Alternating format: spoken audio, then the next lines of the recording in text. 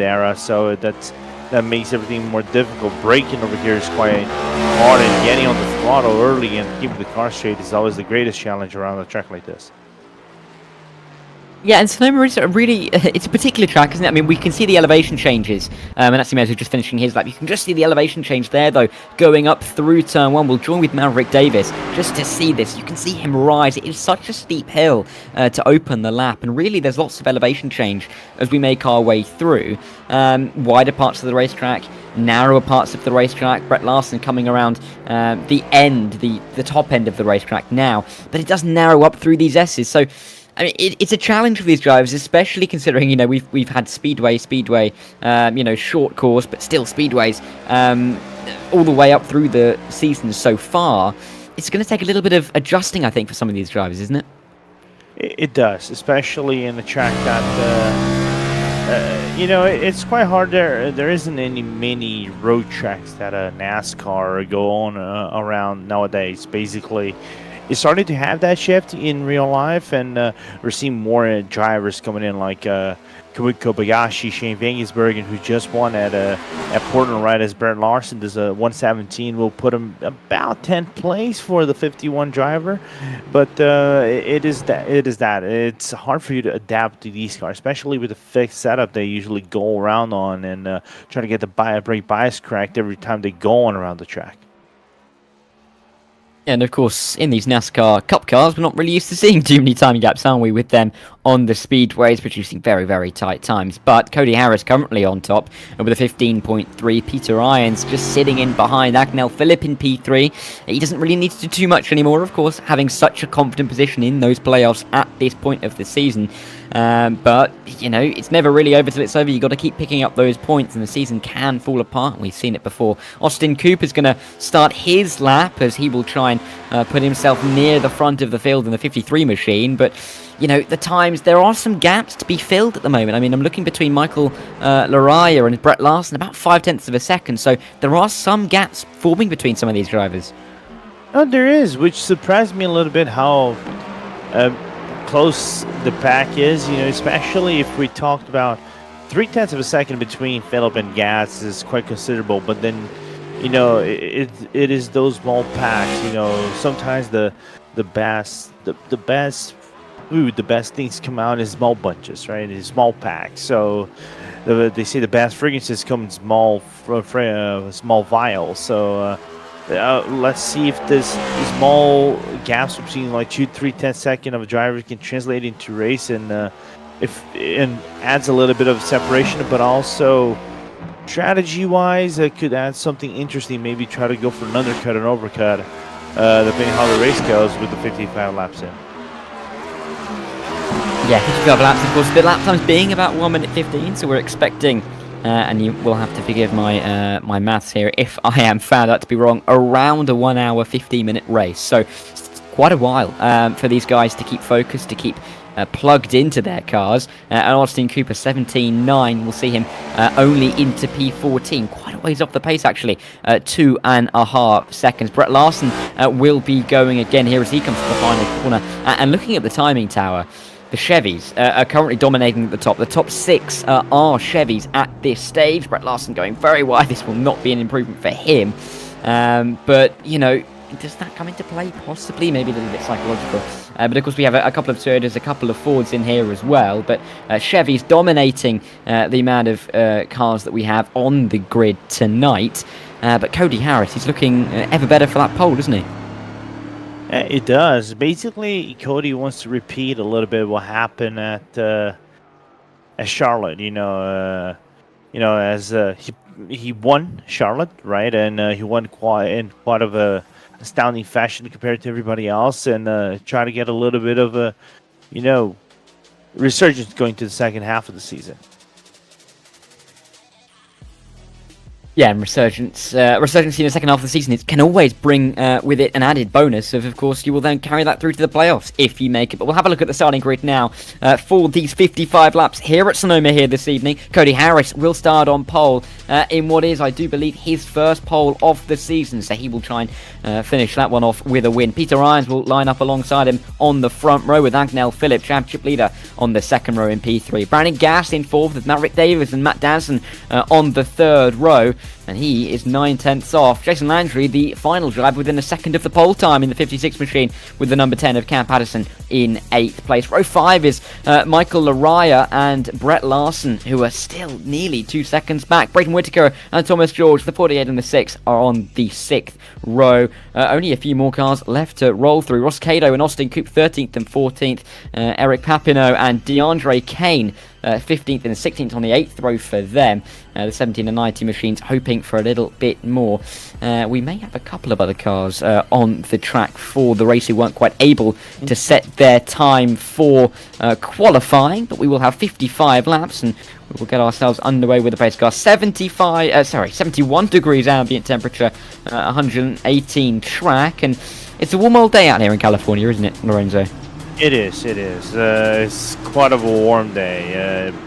On track nearly 48 degrees for those who are using Purio metrics, not the US metrics. So the tires will suffer a little bit of a beating, especially after lap 2. I'll argue that's where I think the real cliff starts to happen for these cars. Of course, the shorter track there, so we normally expect maybe the tire wear to dip off a little bit, but because we have such deep braking zone, especially going around over here on turn number 5, that things can get hectic 100% in the 2 hairpins that we go on, which is the next corner and then the second to last corner.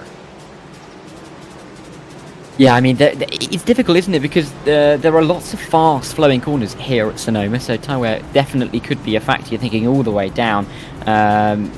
You'd say the back straight, but there is no back straight. It's just these S-bends, really. But I'm going to throw you onto the bus, Lorenzo, very early on. Who's going to win this race?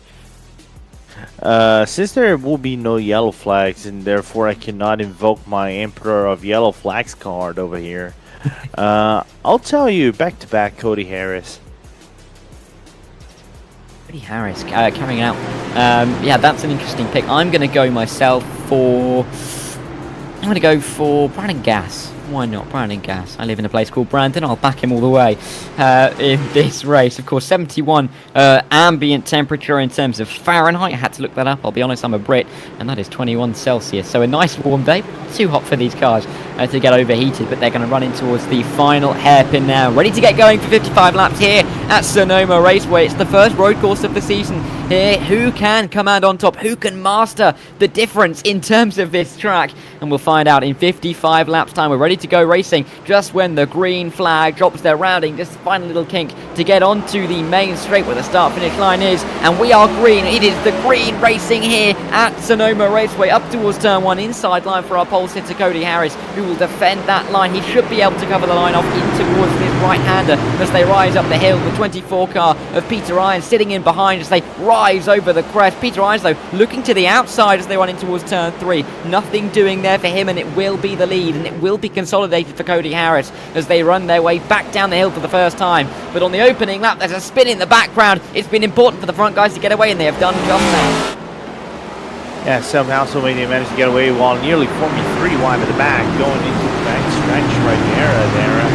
But Irons try to get on the offensive, try to have a little bit of side-by-side going with a little bit of momentum outside of turn number 2, but couldn't get around, and Gas just with issues at the start for going back 1 place. Yeah, maybe it was a little bit premature.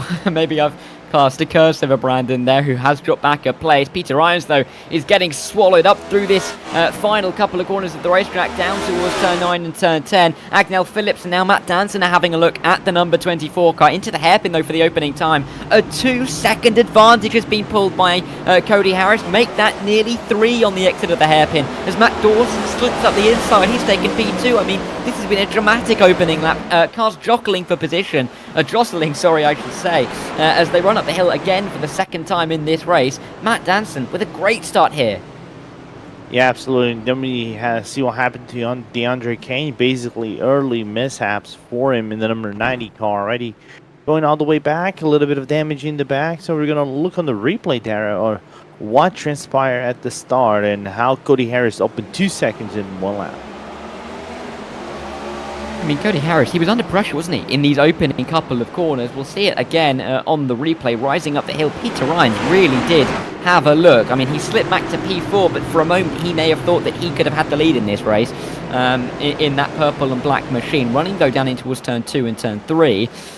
It was just the inside line, wasn't it, for Cody Harris? He was able to cover that off, and from that point onwards, Lorenzo, he didn't really look backwards, did he? Yeah, he did, and while we see a little bit of chaos at the back and a few stragglers being picked off in the way, it is just that lap 1 madness that usually goes around in a track like Sonoma. Like I said, it's difficult for you to overtake once you basically set yourself in. You're looking to Cody Harris, Cam, and you can see the work that he's doing around the car, trying to, maximize the apexes and trying to be easy on the throttle outside as he does the best lap 1:16.020 for him.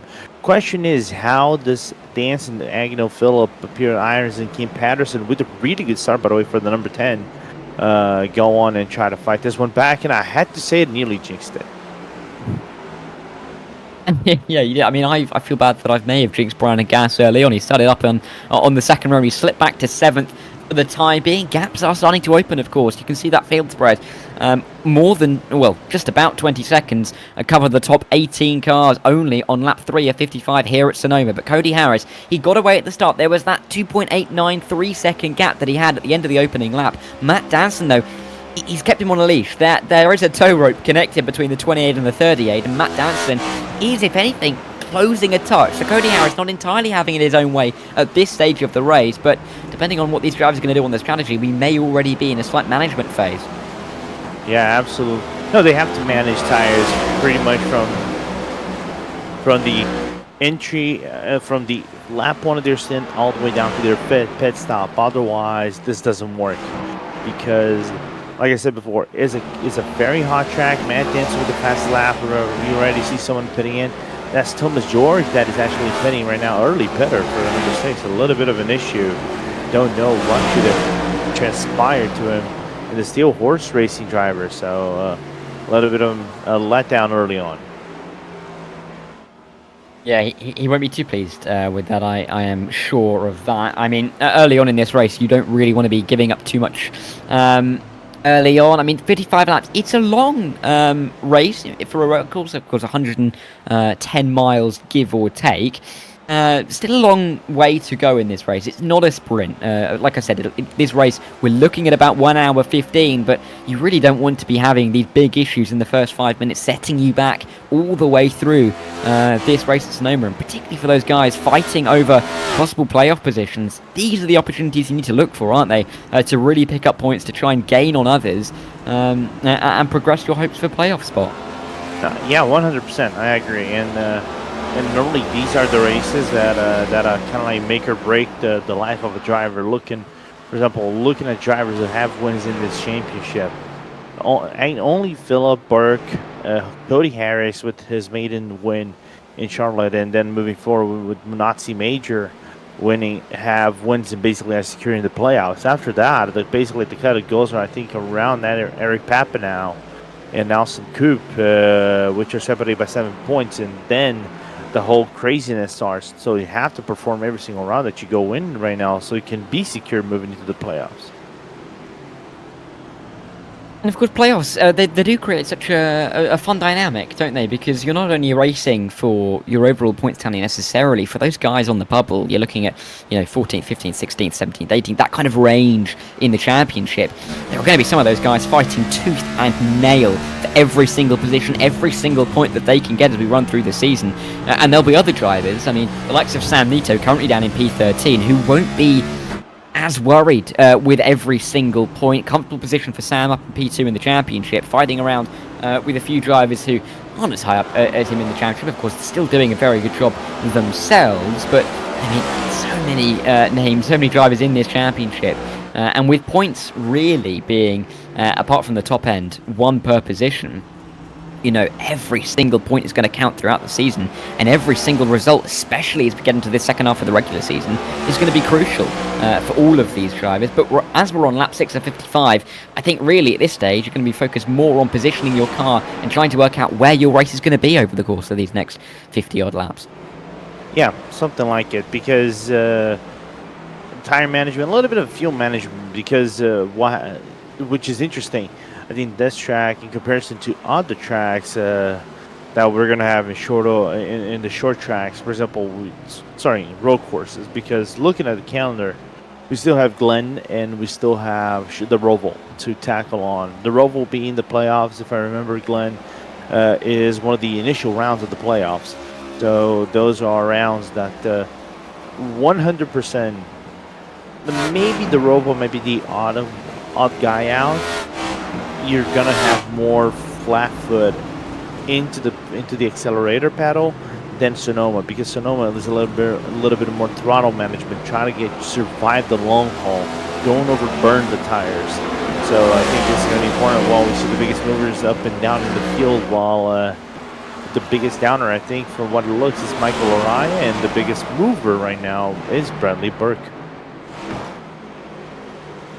Yeah, of course, a two-time race winner this season, Bradley Burke, up from P18 on the grid to P12 early on. Austin Cooper as well, up 5 and doing a very good job. Sam Nito again, I was mentioning him, of course, he's at P17, he's P2 in the championship, so not what he would want to be, but like I said, points, he's already got them in the bag, so he's going to be less concerned than, say, Braden Whittaker, who currently sits 17th in the championship, but currently up in 11th in this race. It was interesting, actually, that your point you made about the road courses that we've got this season, and you're right, this is going to be the only road course in the regular season. The other two, Watkins Glen and the Roval at Charlotte, are in the playoffs, so there's a different dynamic there as well, but the difference between those two tracks and here, you kind of touched on it, they're much more high speed, aren't they? They're much more acceleration and top speed based than here at Sonoma, where realistically you're looking more at downforce, trying to get the car through the corners more effectively,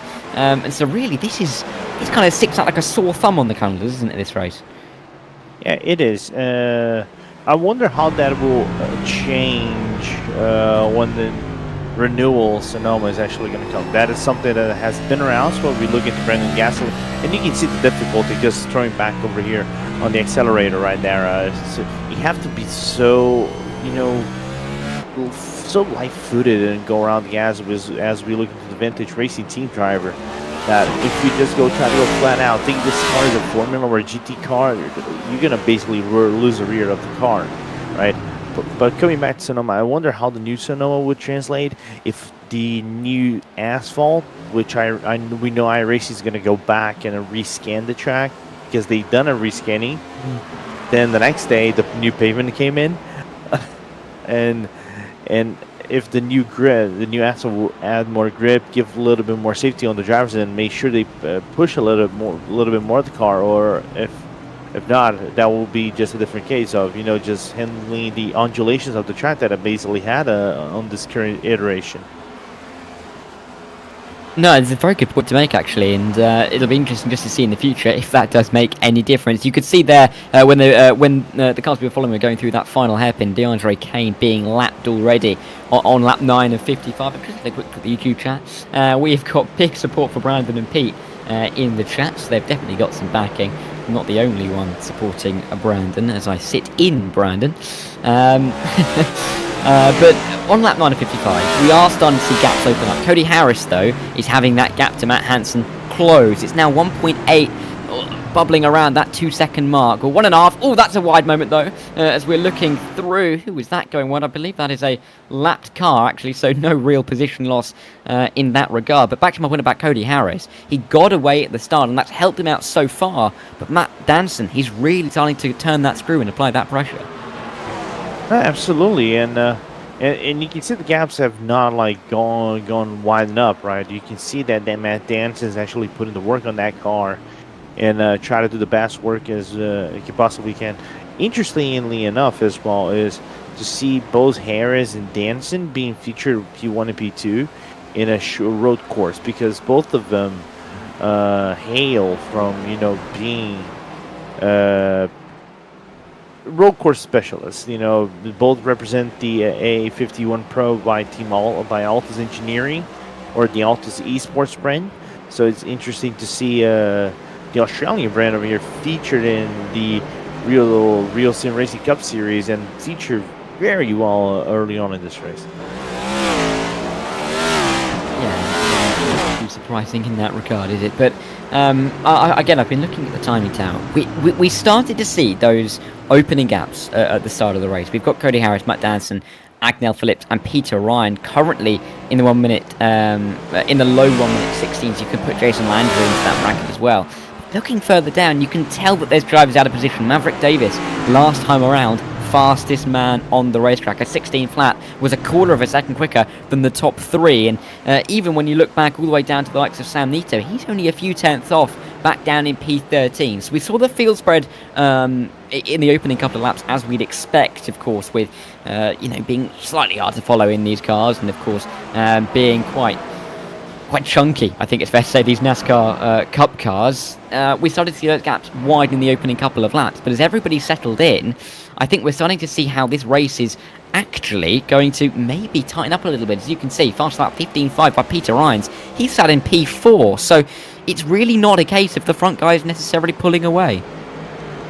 No, not really. It quite impresses me they're doing fast lap up to this point. Normally, you would expect that in a track like this, with the scorching temperatures that you have around the California track, there will be a massive drop off on the tires, right? You could basically see maybe 16s to mid 15s, low 16s to mid 15s being done within the first few laps as gas has a little bit of momentum. Maverick Davis try to take advantage out of it. I'll throw it back to you.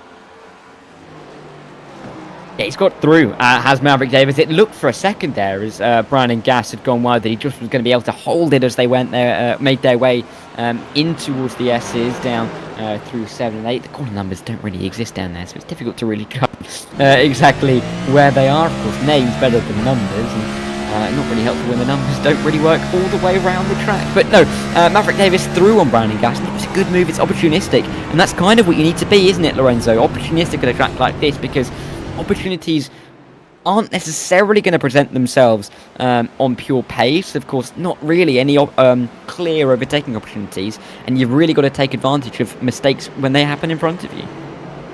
Yeah, absolutely. But I think we're seeing some good work from the drivers. For example, like Peter Irons, we're looking right now, right? Had a little bit of a gap around the 1 second, 1.3 that was established a few laps back, but doing that push with the car, trying to push the 24 around, I think got him just in the back of Agnell Phillip, which is a little bit surprising in my point of view.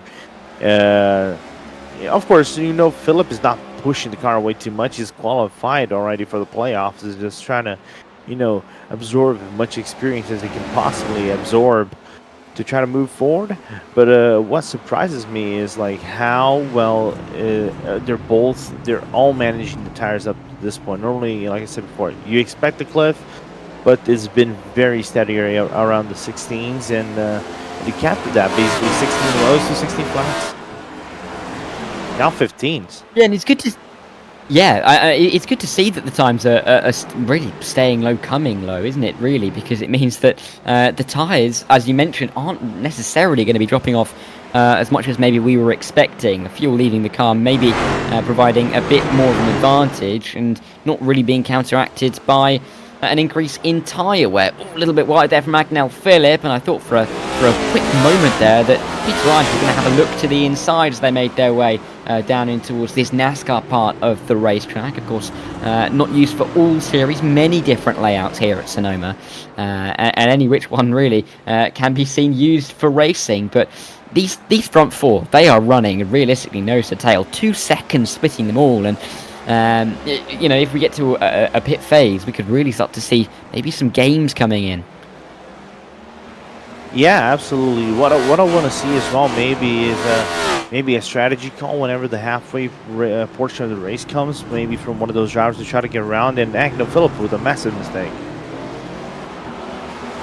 Agnel Phillip, he's really going to be under pressure now from Peter Irons, and I think Irons is going to have him here through towards the line. They come, of course, double left-hander of a kink, really flat out before you get towards the first braking zone on the racetrack, and Peter Irons takes full advantage over Agnel Phillip. Agnel Phillip, we've seen him make a couple of little errors, another one there on the crest of the hill, and he is looking a little bit susceptible at the moment, but of course, I don't think he's going to be too worried in terms of points for the playoffs. Currently sitting very pretty with more than half of the wins so far this season. Peter Irons, though, wouldn't mind the points himself. He's sitting a little further back in those point standings, in fact, quite a long way back as I look down the order. So he will be looking for every point he can and will be very grateful for these opportunities that are presenting themselves. Yeah, absolutely. But I wonder if Dance is actually trying to look himself to try to do an overtake on his teammate. Of course, different colors on the cars, but basically it's the full-on teammates. Kind of like basically showing the true, not the colors, but how NASCAR represents. Like you have your Hendrix with the team, the different layouts and everything. So basically teammates in the track and all. But of course, Danson trying to look for that first win of the season, which would secure a spot for him in the playoffs. And he only drove he only started 6 rounds of the 12 driven, so basically a 50% participation for him. So a win over here basically would definitely secure his future in the Cup Series. And that is important, isn't it? Of course, Cody Harris has got that in his back pocket after his win so far this season, when that came earlier on. Last time out, I should say, at Charlotte Motor Speedway, of course. So going back to back, is impressive. Normally, let alone when it's going from the longest race on the calendar to the shortest race on the calendar, and a super speedway to a tight, twisty road course. So Matt Danson hoping to spoil the Cody Harris party, but really at this stage, we're lap 15 to 55. This race really feels like it's ticking by quite quickly, and we're no real closer to knowing who's going to come out on top in this one, because there isn't too much between the top 4. Maybe you're looking at Cam Patterson and Jason Landry dropping a little bit too far back, around 10 seconds early on in this race. Still not yet a third completed. But the top 4 really starting to pull away. Don't rule out the likes of, Sam Nito maybe making a charge for the end of the top 10 later on into this race. But we're kind of in a bit of a holding pattern, aren't we, Lorenzo? Yeah, that tension before the big review comes in. And I'm all in for it. I'm not gonna lie. But what I'm really impressed of, I think I've been trying to look into Peter Irons' stats this season. I think this is debut. So what a better way to make a third place debut so far for him, as they're gonna catch another lap traffic. I think there's Aaron Papinow right in front of them. You're right about Peter Irons. I also believe this is his debut, and yeah, that's another car being lapped. I believe we've seen that car being lapped already in this race. Yeah, not ideal for some of these guys in this race. Thomas George, you can just see in the bottom left very quickly. Thomas George 3 laps down. Mike Maddox 7. Oh, Maddox. Sorry, I'm too used to saying French names. Like Maddox 7 laps down in the number 30 car. I believe that was him being that. But we can see Cody Harris there, of course, big Ohio State fan, as he runs his way through. Yeah, exactly. Nice little NASCAR. Would you call that a logo? Nice little bit of colouring on the wheel there at the top, the blue, red, and the yellow. The NASCAR straps. Bit of a logo, isn't it? But straps. Thank you. There you go. I knew there was a word for it. I couldn't quite place my finger on it. But yeah, nice to see him focus. But he's going to have to focus a little bit more. That 3-second gap that he had at the end of lap 1, it's gone, isn't it? Yeah, basically gone and dusted. And all top 3 right now, one close to one another. And Agnel Phillips right now just, I think he's still trying to nurse the damage that he had on the braking, on the hairpin, and try to, keep the tires from going haywire from the current moment. And we know that doing one tiny mistake over here can actually lead to bad things on the long run. So I think Agnel is just on survival mode for the time being and just nursing his car while maintaining a good gap to Irons, Danson, and Harris. Yeah, I mean, these top four really are starting to pull away a little bit. We're going to see a replay here of Mike Maddox here, just getting out of the way, really not having a good time in the 30 machine, of course. Fitting well into the desert, isn't it, that car, though? The orange and the yellow and the golds, really, are, you could almost miss that. You'd be forgiven for missing it on track. Yeah. Too bad there's no gold rush over here, like back in the old days. Yes, 49ers, isn't it? 49, the San Francisco 49ers in the NFL. I believe that's a gold reference, isn't it? I think. Yeah, it is a gold rush reference. I'm sure someone will. It is. Yes, got that one right. My mother being American, helping me with some knowledge in that regard. But yeah, of course, where there isn't a gold rush, of course, there's lots of money in tech over here in California, and it's nice to see that this series that we're seeing here this evening, of course. The RealSimRacing series being able to jump across the country. Of course, we were at the Charlotte Motor Speedway last time out, a couple of weeks ago. We're at Sonoma this week, of course.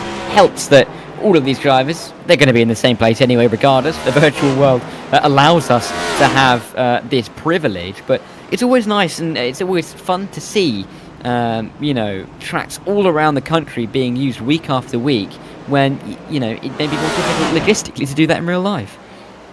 Yeah, I'm not gonna lie. It's really good, so we can replicate this this close to real life perspective. Of course, they are gonna run a Sonoma, like you said, in June 9th, which is this upcoming weekend.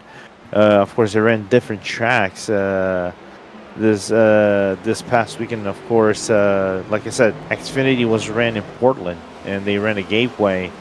In the Cup Series, and we hadn't had the Gateway in this one since it was an off week, but still it's good to see the true calendar being represented and well represented in the series. Of course, that is going to be done for future series as well, like we've seen with the IMSA, of maybe IndyCar right now, as they now retain their rights for the tracks and everything. So looking forward to see that being replicated in the future. In the future seasons, as more tracks and cars and things will come in. Absolutely. So, I mean, of course, this has also been used, this track, as an IndyCar circuit, hasn't it? And I think back in 2017 was one of the last times that they raced around Sonoma. And one of those tracks where there's been lots of talk about, whether IndyCar could return, because Sonoma is very versatile, isn't it, in this regard. These NASCAR Cup cars can race well around here. IndyCars have raced well in the past, and it's also good for single-seater events as well. So, yeah, a very nice track and a privilege to be racing around here as we roll through some of the Californian hills. But we're on to lap 20, 55 now. Oh my word, Matt Dazson, he made a real look at that, didn't he? On the run over the second crest of the racetrack. And Matt Dazson, he is forcing this issue. Cody Harris not going to be allowed to have an easy time. And Peter Irons is going to say, yes, guys, fight on ahead of me, because if something happens between the two of them, he will fly straight through. But would they violate the rule number 1 and 2 in racing general? That would be weird if they violated the two first rules of racing. What didn't hit your teammate? Oh yeah, and the rule number 2 is following the rule number 1. I've never heard that one before, actually. So Lewis and Kevin never told you that? To be honest, Lewis and Cam probably have some of that, but I don't often listen to Lewis, so that'll probably be mine. Don't tell him I said that. Mike Maddox, though, having a big old spin. He's having an awful day so far, and nearly collecting someone on the run-betweens. I believe that's turn 2 and 3. Like I said before, the numbers on this circuit are not particularly useful. So I believe that's turn 3 and 3A, even though they are two very separate corners. But difficult moment there for Mike Maddox. And yeah, it's got to be careful, because we've seen him kind of come across a few of the leaders, and we hope that nothing goes wrong between these guys. But it is always a hazard with the road course, isn't it? You get traffic, you get lap cars, and really you have to negotiate them well. Not quite as bad as an endurance race, a mixed what's the word I'm looking for? You're thinking The about the mixed Lemons class, 24? mixed class. There you go. No, mixed class series where you've got you're lapping cars constantly. It's not as bad as that, of course, in this series, but you still got to be No, no, wary of no. those lap cars, don't you? No, it isn't like the madness that can sometimes present itself whenever they go and do like the GT World Challenge America when they have the GT3s and GT4s going around the track like this. But of course, I don't think it's as quite as chaotic as doing the Lemons 24. Oh no, yeah, absolutely not. I mean, and this is tame, isn't it, compared to that, realistically? Oh no. The Um, Lemons 24 is the true, endurance event. oh yeah. Sorry, I think I misheard you. I think you meant something else there. No, you thought about the French one. There is one that is actually a meme one in Oh, Le Sonoma. Mans. Le Mans. Yeah, there's Le Mans and there's yeah, sorry. Lemons 24. Oh, I see. Yeah, see, I thought you said Le Mans, and then I thought you said Le Mans, and then I was I've got you now. Fully, we got there in the end. On that one. But no, I'll send you the link after on RaceSpot on our RaceSpot Discord. That I think Top Gear USA did a race around there. Man, it's crazy. I'll tell you, it's the most grassroots crazy race you've ever seen in your whole life. Oh, Danson! Ooh, who is that? Oh, it is Matt Danson having a moment. Or actually, no, he's coming to the pit lane. You looked at the notes up and down. You made a noise. I looked up and I thought it was off, but no, I it's think just in that the was pit lane. Irons So that made a he is moment, going actually. for a stop. Was it? Oh, there's the Andre Kane. We're looking at a replay of him going very wide off the track, and then number 90, and it's not the racing line, I don't think, spinning across the track. No. He will try and Wrong recover track. that car. Yeah, I think that's the wrong track. But I think that was actually Peter Irons that overshot the braking into the hairpin and caught himself into a back marker. Thus, the gap widened to about over a second. Don't know if there's any damage on the 24, though, but a little bit of a scary moment right there for the leaders.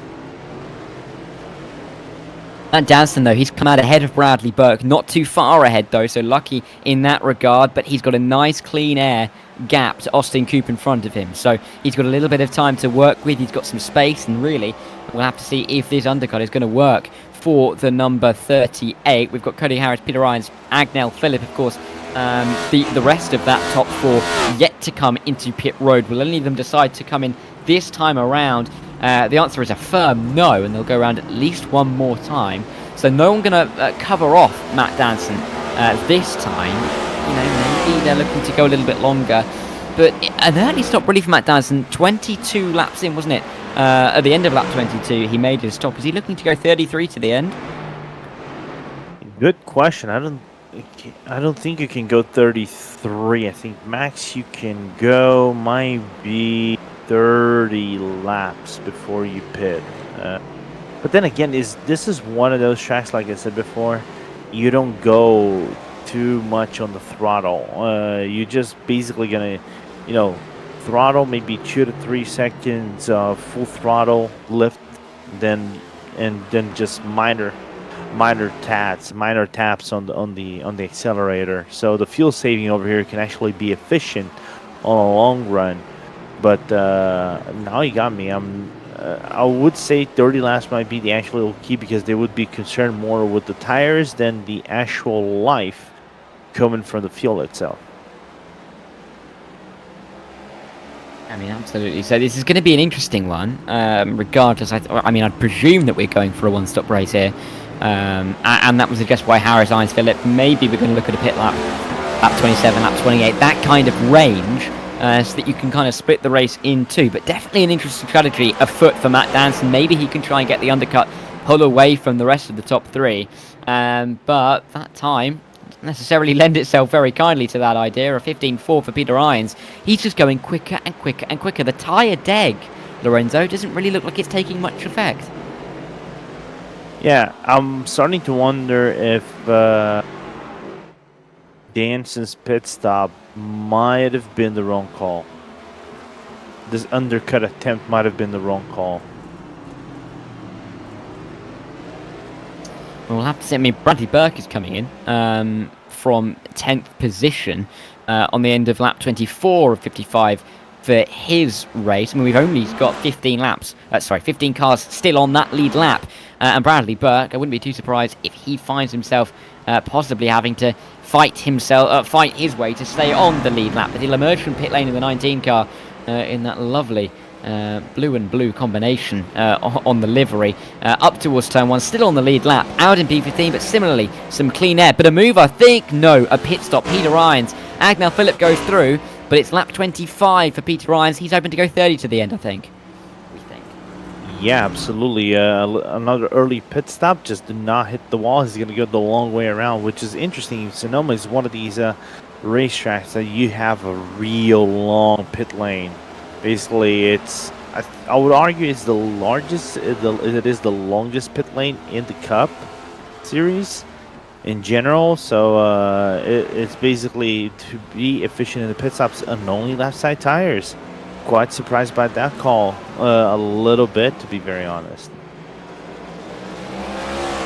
Yeah, well, of course, this track clockwise, so you know most of the turning is going to be right-handed rather than left-handed. I can only really think of turn 1 and turn 3 being real left-handers. A couple of the S's, of course, will be turning left, but the majority of the corners turning right. So left-hand tyres, of course, will be wearing a little bit more than those on the right-hand side of the car. So not terribly surprising to see him, of course, take those left-hand tyres. But like you said, maybe we'd expect some right-hand tyres. But that 8.8 second pit stop is kind of concurrent with what we've seen from others. Matt Danson, clearly, you know, he hasn't been the fastest. Of course, he has that purple lap time now, but he hasn't been that much quicker than the leading pack in the last few laps, and you know his pit stop wasn't too long either, so maybe he's going for a similar pit stop strategy on those tyres. Cody Harris, though, he's staying out. Agnel Phillip staying out. How late will they push it? You'd expect, really, Lorenzo, probably this or next lap for them. Yeah, soon. And because I'm starting to, I was looking at the gap, the pit lane time for both the Danson and Irons was a 36 seconds. Irons slower by 1.1 seconds to number 38. I'm starting to think that there will be a huge gap whenever Harris and Phillip come into the pit lane, and actually the undercut might have actually worked for Danson on this pit stop run. Position, of course, so important on this racetrack. So even if he is going to be slightly slower towards the end compared to the others, as Cody Harris and Agnel Phillip do dive it in on the end of lap 27, running all the way around the outside of that final corner. That's really why the pit lane is so long here, isn't it? Because it goes all the way around the outside of the final corner, and the pit boxes aren't until you get through the first kink. So as they both come in, we'll see what they do with the tyres and with the strategy. But Matt Danson, like you said, looks like he may be in prime position to come out in the lead of this race. He had that 6-second gap. Oh, as we have a caution out. So that changes the face of the race, as the caution really may come to the saving grace of Harrison Phillip here. Yeah, okay. I did not. Oh, never mind. Come out. Oh, just in front. I mean, do we have a caution here? I mean, it was oh no, we do have a caution. I was going to say that there was some acceleration going on. Is it Austin Coupe that we're looking at? Yeah, I think so. Maybe having some problems, which is why we have gone yellow. The American Eagle there, not flying in that photo, and neither is Austin Coupe's car at this stage. But Matt Danson, he's given up those positions, Matt Danson, to Harrison Phillip. So, wow. Danson's strategy not necessarily working out. There's the 38. He's given up the position to Austin Coupe as well. So did he? I'm guessing he presumes he took those positions under caution. Yeah. I'm wondering what caused the yellow flag. So am I. But regardless, this has not worked out for Patterson, Davis, Gas. They are 1, 2, and 3. When they pit, they are going to, be somewhat more affected in their pit stop, albeit not all of the drivers have pitted. But yeah, I'm not too sure what has caused it. I mean, I can't really see anybody heavily dropping down the timing tower. I mean, the only thing I can say is Brett Larson's last time that I can see is a 1:44 in the 51 car. But apart from that, I'm not too sure what's caused that. We're going to have to, I think, search for a replay here to find out why Barney is waving that yellow flag. Because, yeah, a bit of an interesting one. We're more than halfway through this 55-lap race, though. Realistically, this portion, bit of a halfway marker, but we'll get going relatively soon, I think. And I figured that would be it. Okay, whenever they put out the yellow flag, it's not take it as the stage flag. Oh, it's the stage flag, of course it is. Because it is the halfway break. They actually put up a yellow flag as a halfway break in this race. They do. That was because I was expecting that to be slightly, maybe just at the end of the following lap, but probably that makes complete sense. That caught us out a little bit, didn't it? With the yellow flying, but in the end, once the yellow, or once the pace car comes in, we'll have Harris, Phillip, Danson, and Landry 1, 2, 3, and 4. Peter Ryan's dropping back to P6 in all of this, so a bit of a struggle for him. He's going to have to recover some positions when we get back green flag racing, but Harris, again, in a comfortable position. His task really is just to not make too many mistakes and not really be overtaken. Yeah, for me, the insane thing is how this actually worked for Landry Burke and eventually for Maverick Davis and Kim Patterson and Gas. Of course, we know Phillip and Harris are the most benefited because they pitted right before the break, halfway break, yellow flag came out. I think he's laughing, saying OHIO, and praying the next quarterback they're gonna get in the recruitment process actually is gonna be really good. I'm trying to remember the last quarterback. I know who it is, but I cannot 100% remember. My NFL factoids are all the way down the step. That's college football, Lorenzo. I know. That's not quite the NFL. This is where I can come in. I know. This is where I can come in. As we have a couple of different changes. Yellow select. No, I was going to say, I have. You know, it may not be a big.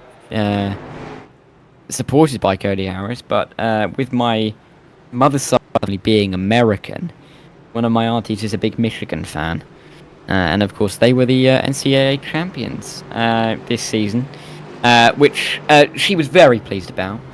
But I'm not too sure whether Ohio State and their fans would be terribly pleased, being somewhat local rivals. I'm going to be honest, don't know exactly the locality of the rivals. That being said, I am sitting where I am, 5,320 miles away from Sonoma.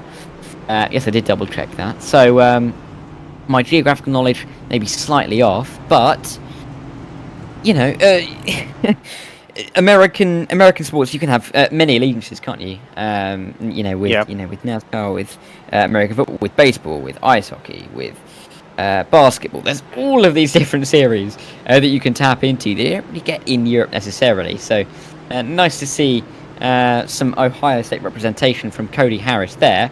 He will be looking to get this race back going relatively shortly, ahead of Agnell Phillip, Matt Danson, Jason Landry, hoping for that restart. But it's really going to be important, as we've seen in the first stint, Lorenzo, to get that launch off the line, isn't it? Yeah, absolutely. I think this will be maybe the lap that Phillip was going to go early and attack, maybe try to seed lap one of the first 5 turns to try to capitalize and seal the deal before he goes into 4A.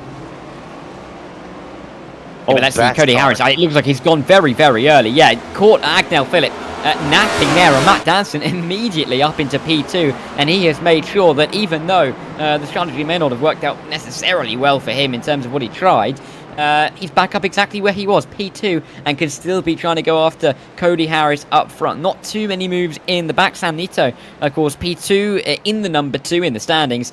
He's up into P8, looking to move forward a little bit as well. But Agnell Phillip, he got caught out off at the start, and he has dropped a long way back, a second up to Matt Danson early on. All I have to say is, sheesh.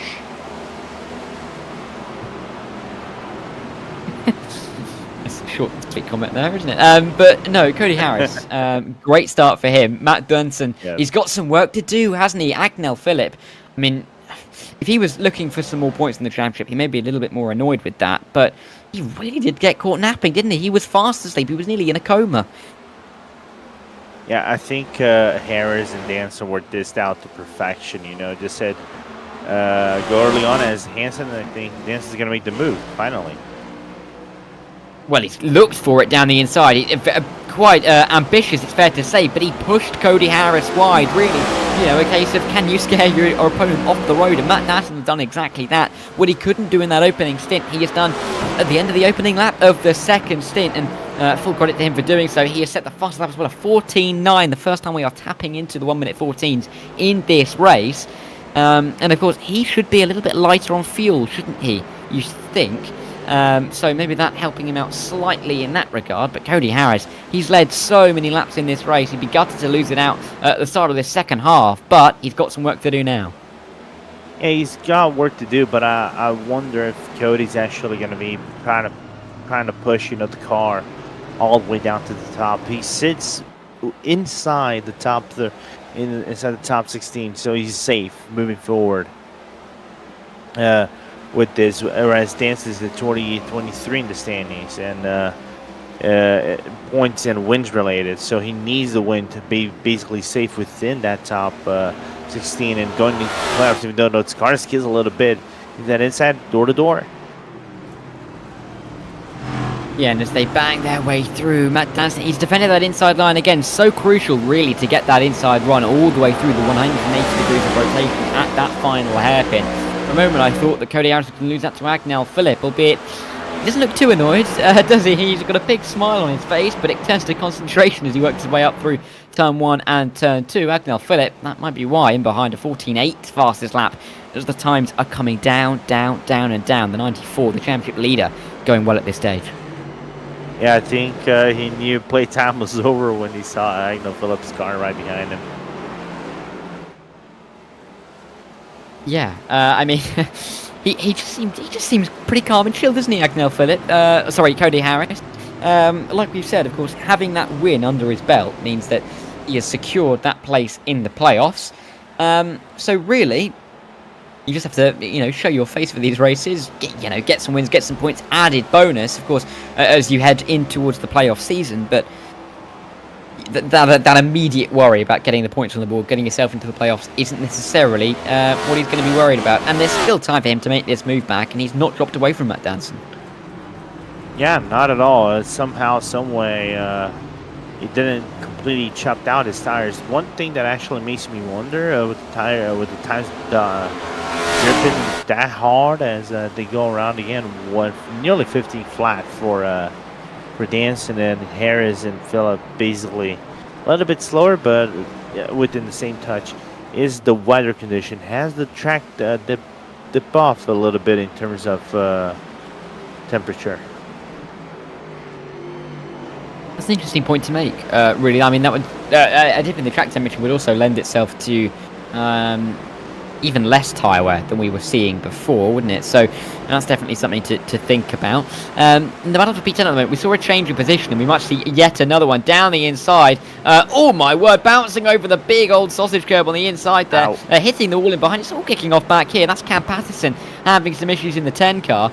He looks like he may be overtaken here by Ross Cato in the 12 around the outside. Michael Lariah as well, looking for a move if he can make it. But I think pit lane, so probably something has happened to number 10, and probably he's going to be out of this race. A little bit of an unfortunate moment, but that's the thing about Sonoma. Sometimes that back wall just kicks in and bites you in the rear.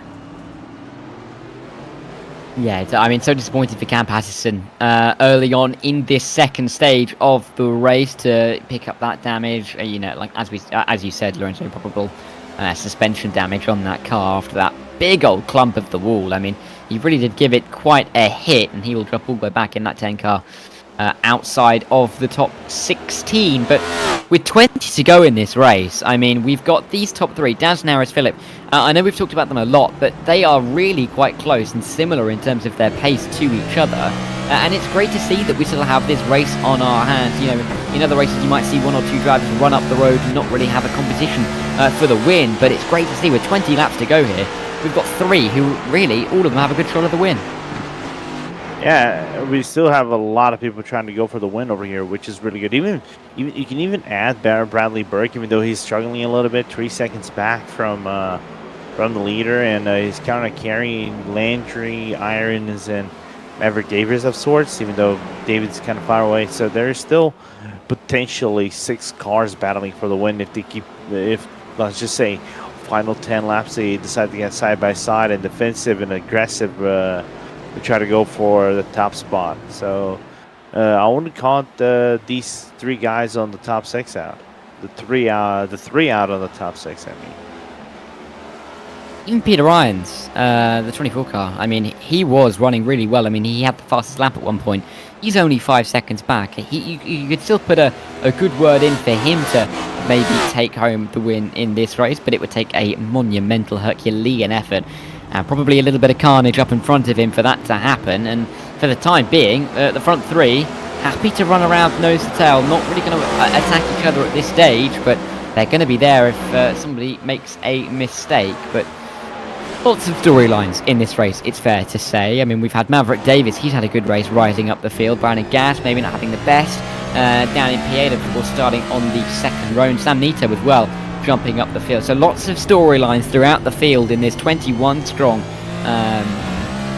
race, or this grid here in Real Sim Racing for race 11 of the season here at Sonoma. But Cody Harris, we're going to have another look at him here. Face of concentration once again. He's back in P2, maybe going to be really trying to go after that P1. He didn't look like he was too bothered when he lost the position originally, but that face of that smile has really died down. It's now a face of concentration, isn't it?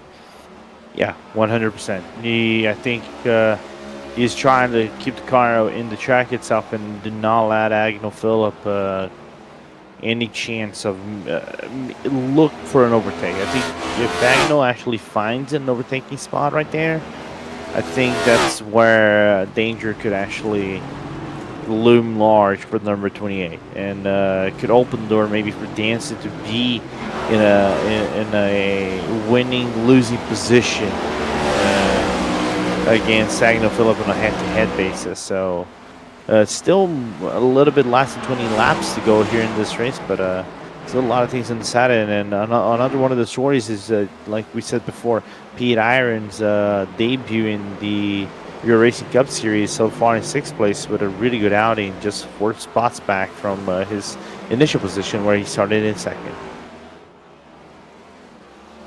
Talking about spot changes, look at Bradley Burke. He started this race P18. He was on the 9th row of the grid. There were only 3 cars behind him to start with, and now there's only 3 cars ahead of him on lap 38 of 55 here at Sonoma. So he really has been on a charge. The 2-time race winner this season, looking to put some more points on the board for the 19 team, and he is sitting ahead of Jason Landry at this stage. So lots of great performances in this race. I mean, we said at the start, didn't we, that a few drivers weren't quite able to set any lap times in qualifying, and so we're going to have to be trying to recover from the back. 2 of those drivers being Bradley Burke and Sam Nito, and they are both doing stellar jobs, 4th and 9th for them.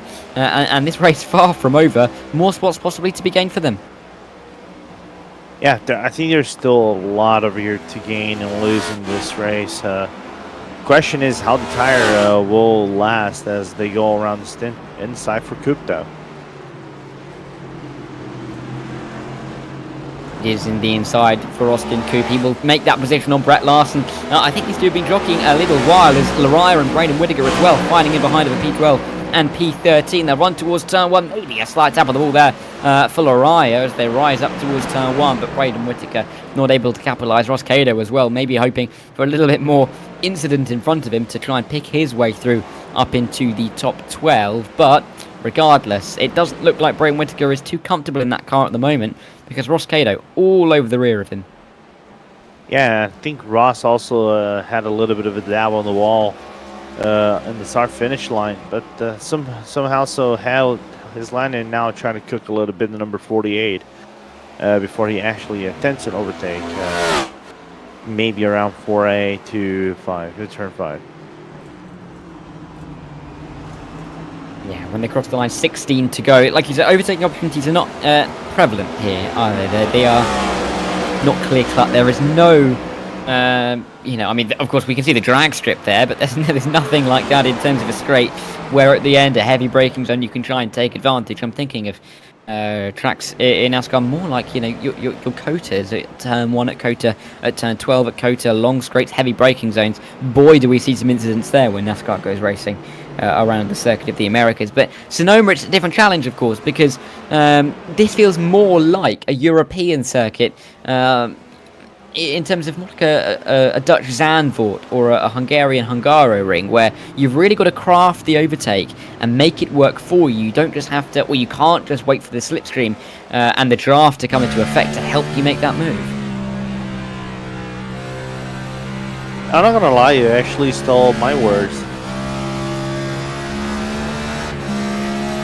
I was gonna make the same because I was gonna make the same analogy. This looks like an appearance track from the look of sorts, right? Because you have the elevation changes. Looks like a little bit of Hungaroring, you know, because you kind of like, instead of starting into the bottom, you start Hungaroring starts at the highest portion of the track, one of the highest portions of the track, and it's downhill to uphill, and there's a little bit of, you know, going around planes. This is pretty much the same thing. You start at probably the lowest point, and then you go into the highest point of the track, and then basically goes down like a cliff. So it is that thing that makes this track, in my point of view, very challenging for drivers overall.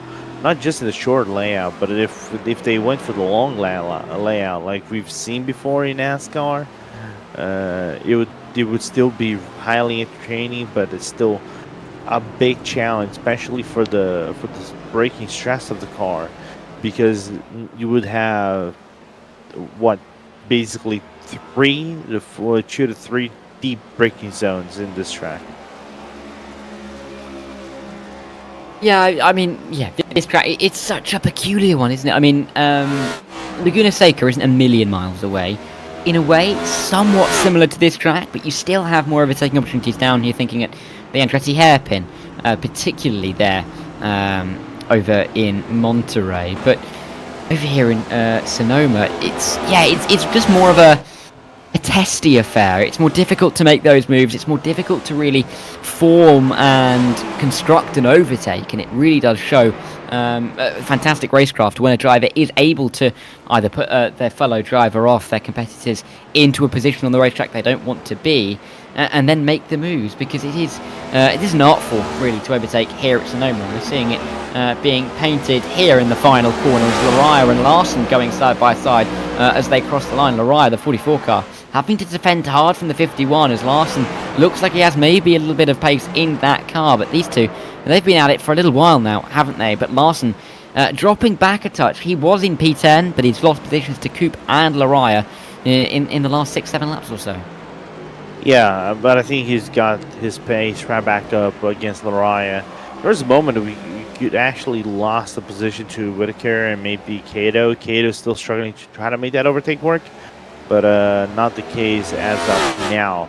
What impresses me right now is the gap they opened up to Agnell Phillip. I think Agnell, with the traffic, just didn't get the luck of the draw at this current moment, and basically had to reset himself with 17 laps to go.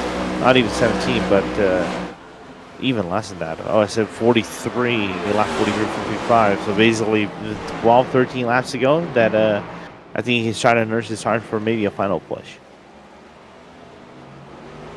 Yeah, so we are into the closing quarter of this race here at Sonoma. Danson, Harris, Phillip have been the top three ever since we saw the end of the pace car pulling into pit road and us getting ready for this second half of the race. Sadly for Peter Irons, he wasn't able to rejoin this battle for the win, but you still really got Danson and Harris. Phillip becoming a little bit disconnected at the front. Danson and Harris still going at it. We're remaining to see over these last 12 laps whether Harris can really try and push for a move. He stayed right there or thereabouts. Danson, of course, he made that pit stop earlier than Cody Harris, and we're going to have to see if that makes a difference in these closing 12 laps. From the looks of it, when we saw his pit stop, his lap delta was a little bit better early on, but whenever prior to the yellow flags, it kind of like stabled out a little bit. So it had a little bit of a dip, but still was very stable. what surprises me is how constant they are without overdriving the car. And a few moments back at the second hairpin, at the first hairpin, going into the S's, you could see Agno Phillips' car skid on the exit a little bit, and all those small skids right there kills the tire momentum, kill the tires, kills the momentum a little bit of the car, and overheats the core.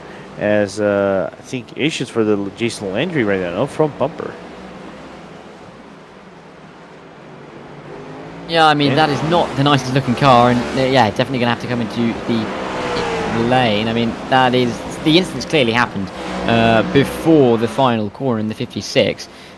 So Jason Landry, a whole host of issues. I mean, it would suggest that it did happen actually around that final corner, that he didn't come into the pit road to try and repair that damage, but we're going to see it on the replay here.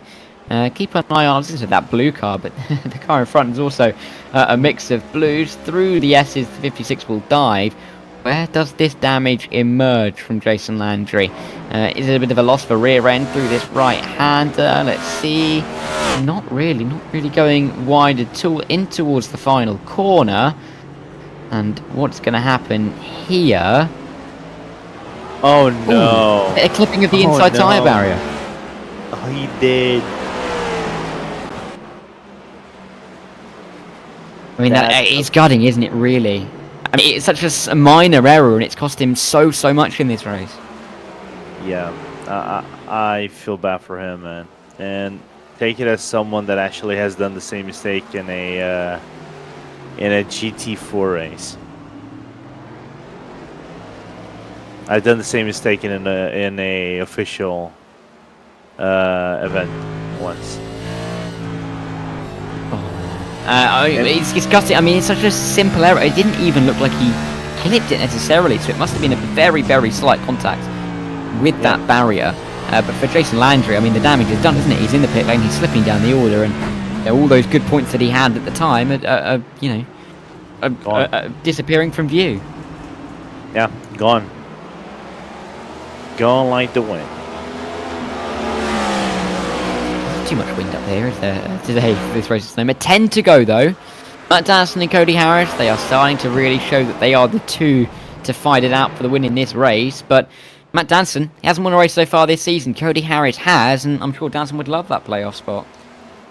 Yeah, absolutely. Would put two A51 Pro by Altus Engineering or Altus Esports drivers in the playoffs, basically. The question is now Danson of course, winning wouldn't automatically qualify Danson. Of course, he would be in a very good situation, but he has to have the points, so he needs to be within the top 16. I think now the question is how will the 38 translate that good performance into good regularity as the season will go on by before they go into the playoffs, because we've seen before. Sometimes winning is not safe. It's not assurance that you're gonna make it to the playoffs. First, you gotta make it to the top 16. That's the main goal, isn't it? For this opening 19 races of the season, Cody Harris is giving this a go, though, inside line into the heaven. We've seen it work before, and we've seen it work. Not this time. He will sit in behind Matt Danson. Clearly, though, he's got a little bit of pace in that 28 car. Matt Danson may come under increased pressure over the remainder of this race, as Cody Harris, you can see him able to take a tighter or a wider line to get the exit through the opening corner. And Cody Harris, he looks a man on a mission, doesn't he? Yeah, he does. I mean, at this stage of the race for him, he had that lead early on. He took pole. In the back of his mind, do you think, would he expect to be winning this race, or do you think he thinks that he's going to have to work really hard for this?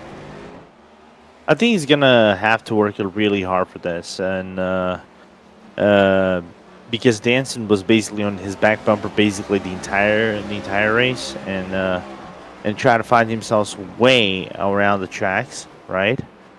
And the thing is, for Harris, I think the important thing is just maintain, in my point of view, maintain this top 3, because I think that would put him safe inside the top, maybe potentially inside the top 5, and closer to the top 5. He's already qualified for playoffs.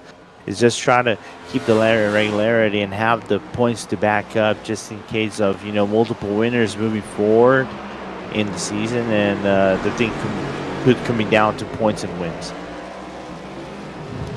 Exactly, and that's what it can come down to at the end of the day.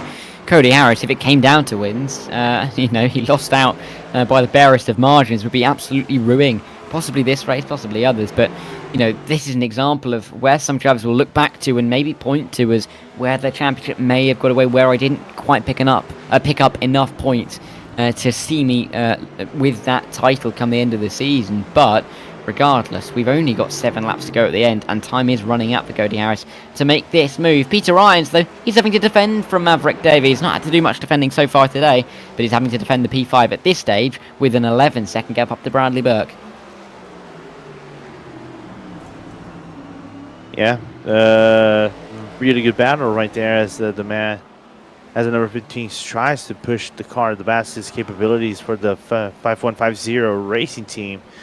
The Missouri-based driver trying to get the best out of the vintage racing team. The number 24, like I said before, making his debut this season with the top 5. I'm not gonna like it. It's always good to debut with the top 5 result. It's good for the ego. Yeah, it is, isn't it? And there's a reason that we're up here, isn't there, Lorenzo? Right now, we're not down there because we wouldn't be in the top 5. Or I definitely wouldn't, that's for sure. That's what I'd rather talk about. I mean, you could do better than sorry, Dylan. I'm gonna pick on you for the rest of my life because you're a Manchester City fan. You can do better than Dylan Coyle. Maybe. Yeah, fair enough. I mean, all for picking on Man City fans. I will stay very quiet though, as my team, Norwich City, are not very good. 6 laps to go at the end of this. Already good awards. Yeah, you can't really support a team just because they're winning, can you? It's just not part of the fun. Matt Danson, half a second clear in the lead. That gap, it's just been stagnant, hasn't it? It's not moved. Cody Harris has had one look, but he's not had it again since. I mean, was that his one chance, or do we think maybe, last lap, last couple of laps, maybe even last corner, can he try and make that move? I think he's gonna have a few spots. He's just trying to, cool the car a little bit and try to, bring himself back to earth for Harris to try to do an overtake. But in my point of view, I think this is Danson's race to lose. Has always been ever since we saw him basically riding the back bumper of his teammate with such ease in prior to the pit stops and everything in the halfway break. So I think he was always looking at an outsider that didn't talk much, but whenever the showtime comes, he would always show up and show out. Yeah, I mean, it has been a really good performance as well from a lot of these drivers, and they really have shown up in this race. It's been disappointing for a few. We've had 4 drivers not able to finish: Cam Patterson, DeAndre Kane, Mike Maddox and Thomas George not seeing the checkered for sure. We have 1 or 2 more as the race progresses. That is a send and a half from the 53 car of Austin Coupe on Sam Nieto, who will defend valiantly in the 2. But this is a nice little train, isn't it? Brandon Gass, Sam Nieto, Austin Coupe, Michael Araya. This battle certainly isn't over P8 as... Oh, no, sorry, that's not... Brandon Gass, that is a lapped car in the way. Brandon Gass is actually a couple of seconds up the road. You can see him there in a little bit more of a comfortable position. Oh no, but that's Sam Nieto. He goes wide at the penultimate corner. He's going to lose out to Austin Coupe and Michael Araya and drop back to P10 as that is going to be more lapping ongoing as Austin Coupe up into P8, hoping to make this advantage last. Yeah. I don't know what happened over there for Nieto to make that such a blunder coming into the third to last corner. But luckily for him, the good thing that Nieto could actually be at ease. Oh, a little bit of a blinking driver right there on the track. Is the fact that he sits P1 in the point standings of drivers that do not have wins. So he's basically safe in the playoffs. No, he's not. I mean, you can see Cody Harris, he's dropped back a little bit, face full of concentration. This is the most focus I think we've seen him so far this evening, with only 4 to go. He's 1.2 behind. Matt Danson has put his foot firmly on the gas, and he's pulling away a touch in that 38 car. Cody Harris, his chances of going back-to-back looking increasingly more unlikely. You just have to say it's been a valiant effort from both of these drivers, and they really have been the cream of the crop here this evening, haven't they? Yeah, you know, trying to do his best, you know, trying to have that concentration look. It's always good, but I think at this point he's just trying to keep the car on the track, because I think he knows the tires started to fade out a little bit. He's in the same trouble as Agno Philip is on, even though Agno did one of the fastest laps of the race. I think the fastest lap is not his. It's Matt Dance's with the 1:5:16. So it is just try to bring the car home and make it a Altus 1-2. I think for the first time in this Real Racing Cup Series. Absolutely so. 3 laps to go, though, here at Sonoma. We have been racing for just over an hour now here in the Californian desert, and Matt Danson is, what, about 4 minutes, just under that away from picking up his first win of the season in round 11 of the RealSimRacing Cup Series in 2024. And full credit to him. I mean, he tried that strategy, didn't he? Pitting a few laps earlier didn't look like it necessarily worked, but he's made it work for him. He got the jump around the final corner as we restarted to pick up P2 ahead of Agnel Phillip, and at the end of that lap, he went down the inside of the final corner over to Cody Harris, and he's not looked back since. Yeah, absolutely. I think that restart is what dictated this race moving forward, right? It caught Agno sleeping.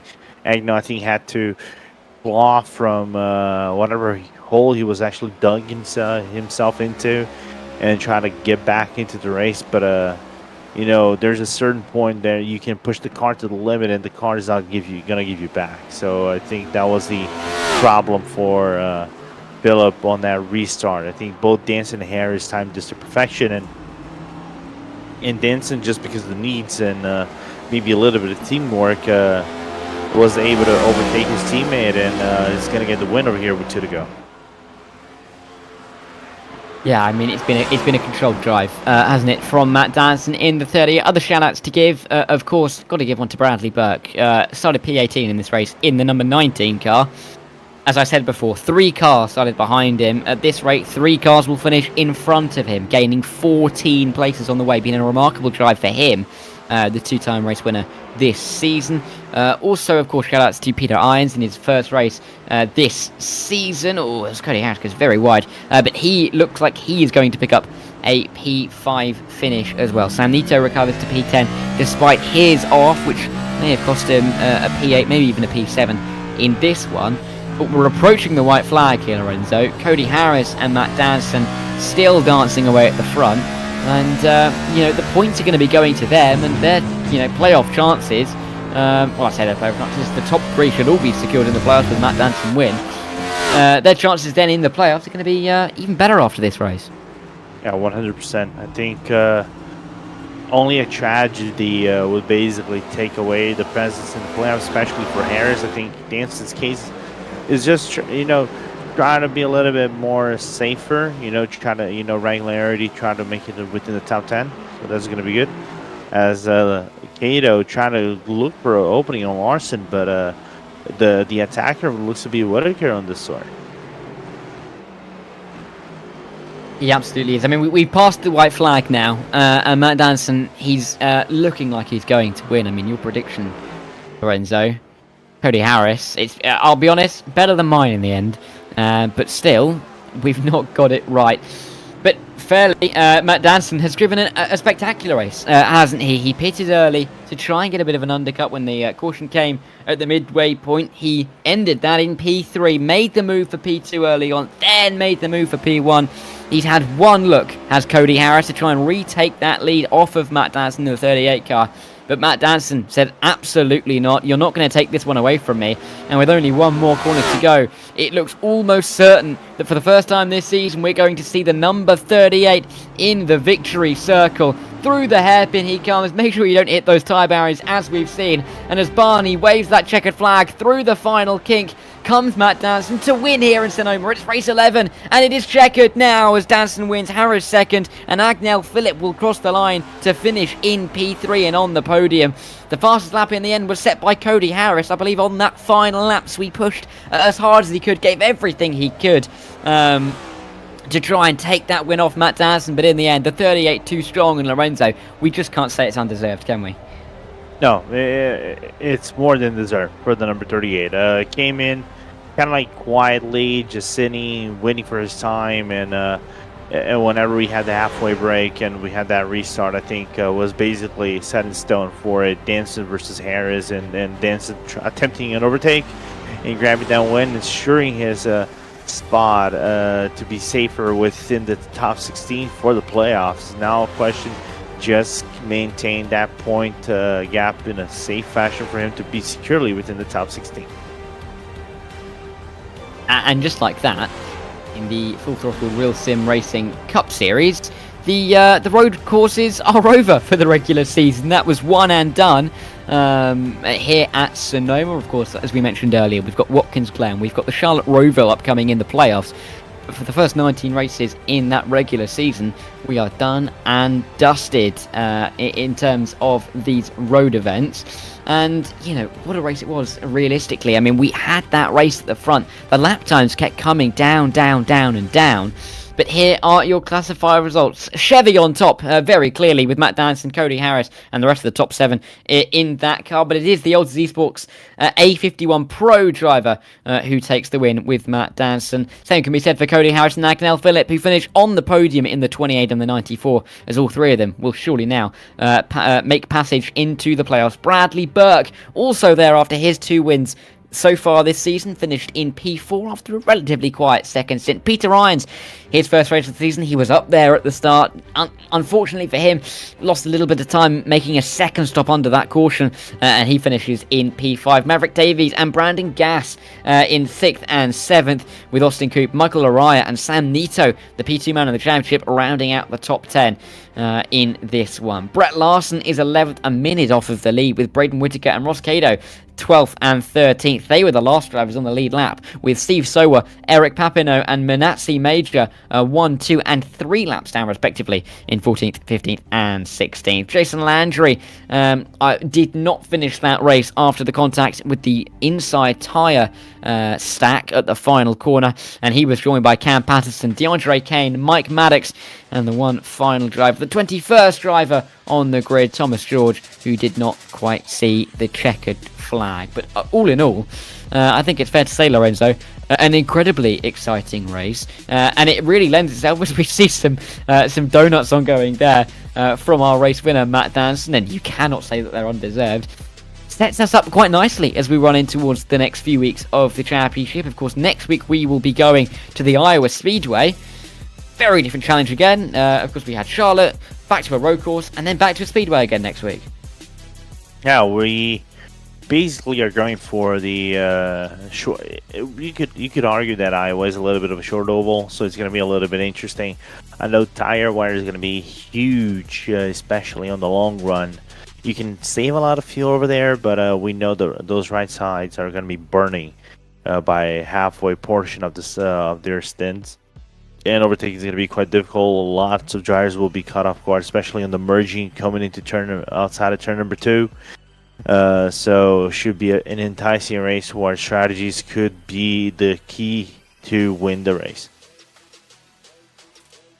And really the next 5 races particularly I'm looking at are very intriguing. All speedways. We're going to the Iowa Speedway next week for round 12. Then it's the New Hampshire Motor Speedway, Nashville Super Speedway.